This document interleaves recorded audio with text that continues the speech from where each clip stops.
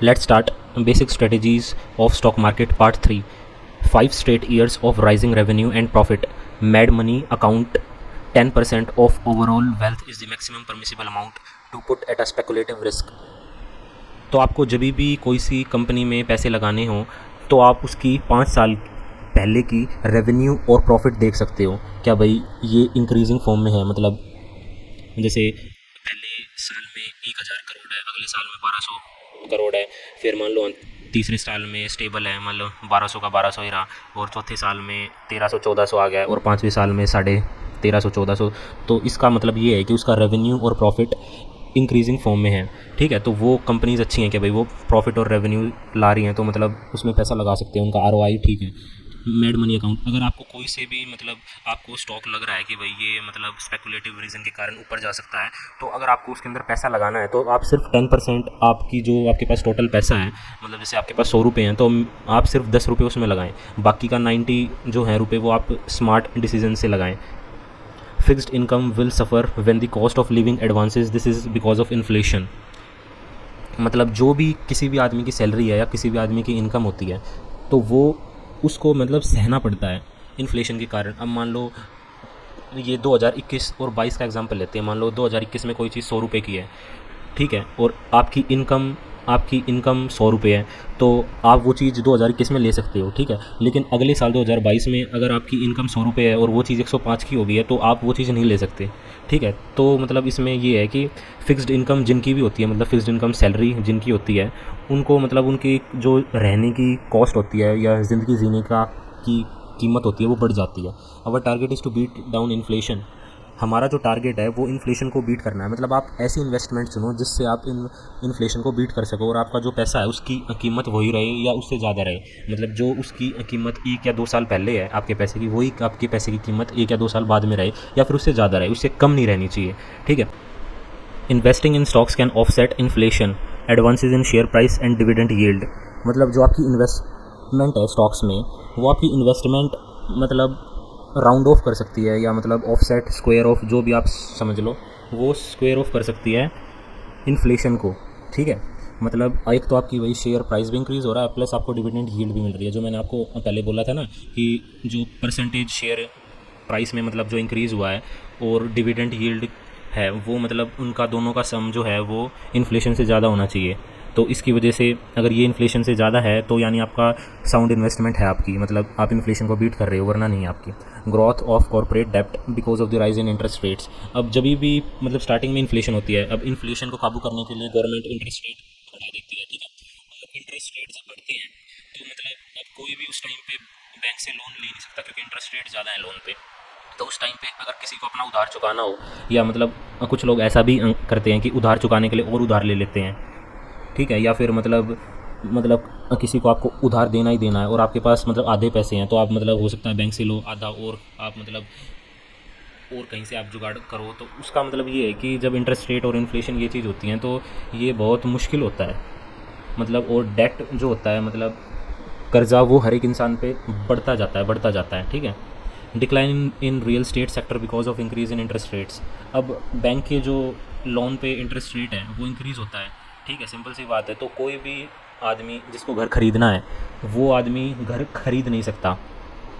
क्योंकि अगर उसे पैसे चाहिए, घर ख़रीदने के लिए उसे चाहिए पैसे, और पैसे ज़्यादातर लोग लोन से लेते हैं कि भाई कोई मुझे लोन दे देगा, ठीक है। तो बैंक उस टाइम पे अगर आपका मतलब बैंक का इंटरेस्ट रेट ज़्यादा है तो हर एक आदमी ये सोचता है कि भाई मैं जब इंटरेस्ट रेट बैंक के थोड़े कम हो जाएंगे तब मैं मतलब घर खरीदूँगा, ठीक है। तो इसके कारण रियल स्टेट का जो सेक्टर है वो भी डिक्लाइन होता है। Rising prices allow someone to pay off his debt easily as currency has been cheapened. अब राइजिंग प्राइसेस यानी इन्फ्लेशन जब होता है, इन्फ्लेशन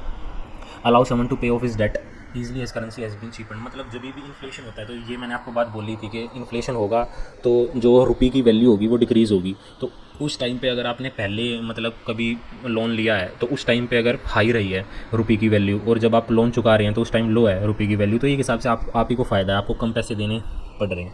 ठीक है, और आप आसानी से अपना लोन चुका सकते हो। In a time of deflation, अब डिफ्लेशन इन्फ्लेशन से उल्टा होता है। It is more advantageous to be a lender, that is why investors should keep at least a small portion of their assets in bond. It act as a protection against deflation। मतलब deflation ये है, अब rising prices होता है inflation, और अगर prices कम हो रहे हैं, मतलब एग्जांपल के तौर पे मैं आपको एग्जांपल देता हूँ इसमें, अगर कोई 100 रुपये की चीज़ है 2021 में और वो 2022 में वही चीज़ आपको 90 रुपये की मिल रही है, तो यानी डिफ्लेशन हुआ है, और वही चीज़ आपको 110 की मिल रही है तो इन्फ्लेशन हुआ है। ठीक है, तो डिफ्लेशन, अब इसमें कहा गया है कि deflation it is more advantages to be a lender, मतलब डिफ्लेशन के टाइम पे आपको लेंडर, मान लो एग्जांपल के तौर पे, it is more advantages to be a lender. मान लिया आपने किसी को 100 रुपये दिए हैं, ठीक है, 100 रुपये दिए हैं, वो आपको आपने हाँ किसी को 100 रुपये दिए हैं, ठीक है, और 100 रुपये पे आपने 6% उससे इंटरेस्ट रेट बोला है कि भाई मैं 1 साल बाद आपसे 106 रुपये लूँगा, ठीक है, तो आपके 1 साल बाद 106 आ गए, लेकिन उसी टाइम पे डिफ्लेशन हो गया, मतलब डिफ्लेशन हो गया कि वो 100 रुपये की जो कीमत थी वो 95 होगी, ठीक है, तो 95, तो आपने मतलब आपको 105 मिल रहे हैं, 100 रुपये की वजह आपको 105 मिल रहे हैं, और उसकी कीमत 95 है, तो आपका फ़ायदा हो गया। आ रही है बात समझ? मतलब अब कोई चीज़, मान लो कोई सोफ़ा है, ठीक है, एग्जांपल मान रहा हूँ, आप एग्जांपल से समझना, आपको सोफ़ा पहले वो 100 रुपये का था, अब वो 95 का हो गया, लेकिन आप ही के पास वो 100 रुपये थे, आपने वो किसी को लोन दे दिया, वो आपके पास 105 हो गए, ठीक है, तो आपके पास अभी 105 है रुपये, ठीक है, तो और 95 का सोफ़ा है, तो मतलब आप ले सकते हो, और आपका पहले तो 100 रुपये थे ना उस साल, तो इस हिसाब से लेंडर को फ़ायदा होता है डिफ्लेशन के time. In a time of inflation it is more advantages to be a borrower and disadvantages to be a lender, ठीक है। अब बात ये है, और इन्फ्लेशन का इससे अपोजिट है, मान लो आपके पास 100 रुपये हैं, आपने 100 रुपये किसी को उधार दे दिए, क्या भाई लोन दे दिया 100 रुपये का 5% इंटरेस्ट रेट से, मतलब 105 आपको मिलेंगे अगले साल, ठीक है, और 105 आपको मिलेंगे अगले साल, और वहाँ पे इन्फ्लेशन हो गया 10%, यानी जो 100 रुपये मतलब थे, मतलब 100 रुपये 2021 में थे, वो 2022 में 110 के बराबर है, यानी कोई भी फ़ोन अगर आप 2021 में वो 100 रुपये का ले सकते थे, तो 2022 में आपको वही फ़ोन 110 में मिलेगा, सिंपल सी बात ही होगी, यानी 110 में मिलेगा, और आपको वो 100 रुपये जो आपने 5% इंटरेस्ट रेट से दिए हैं, 5% इंटरेस्ट रेट से आपने जो पैसे दिए हैं, ठीक है, वो 5% इंटरेस्ट रेट से आपने पैसे दिए, और वो पैसे